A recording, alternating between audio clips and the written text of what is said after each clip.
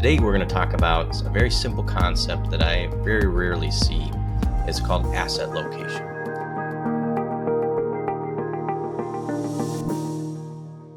You've been a long-time investor and you're very familiar with asset allocation. Basically how much do you have in stocks versus how much do you have in bonds, and to determine what blend is the right blend based on not only your goals but also your risk tolerances.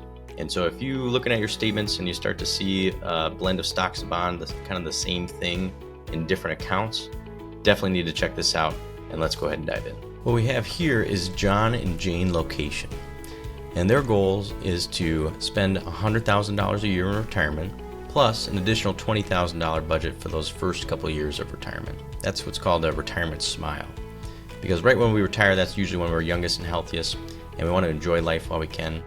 And so typically we spend more right when we retire, and then as we get a little bit older, we spend a little bit less, and then eventually medical costs start to rise as well. This way, John and Jane can maximize their retirement and enjoy life while they're younger and healthier. What we also have is a joint investment account, about $250,000, and John has a 401k as he's still working, and about $400,000. All four of these accounts are invested in a way to assume a 6% return. But what I want to point out is John's traditional IRA, $400,000, and Jane's Roth IRA, $400,000. They're both modeled in at a 6% return, and they are the same dollar amount. What we have here is if they don't make any adjustments, it looks like they'll be able to retire with that plan and with that investment style. But what we're going to do is just make one small tweak. What we're going to do is focus on growing the Jane's Roth IRA, which is a tax-free bucket, at a 7% return, but maintain the same asset allocation and have Jane's Roth IRA going for a 7% return. And just that one small tweak of maximizing the better tax bucket and the Roth IRA, that adds about $190,000 over the course of their life. And by the time they're 74, almost $100,000 difference in wealth.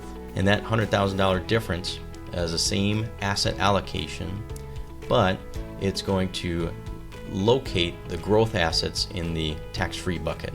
And about a $96,000 difference off of the same dollar amount, that's about a 25% increase in wealth just by maintaining the asset location or implementing the asset location strategy. Now, there's plenty of things where you can add in different hypotheticals of Roth conversions during some of the lower income tax years after retirement and start to amplify that potential value gained. But just that one small trick of locating the growth assets in your better tax bucket makes a big impact on your overall wealth. And so if you look at your statements and you're seeing that your traditional IRA and your Roth IRA and your brokerage are all invested kind of in the same thing, give us a call and we'll be able to help guide you through how we can implement an asset location strategy, not just an asset allocation strategy. Thanks so much for your time.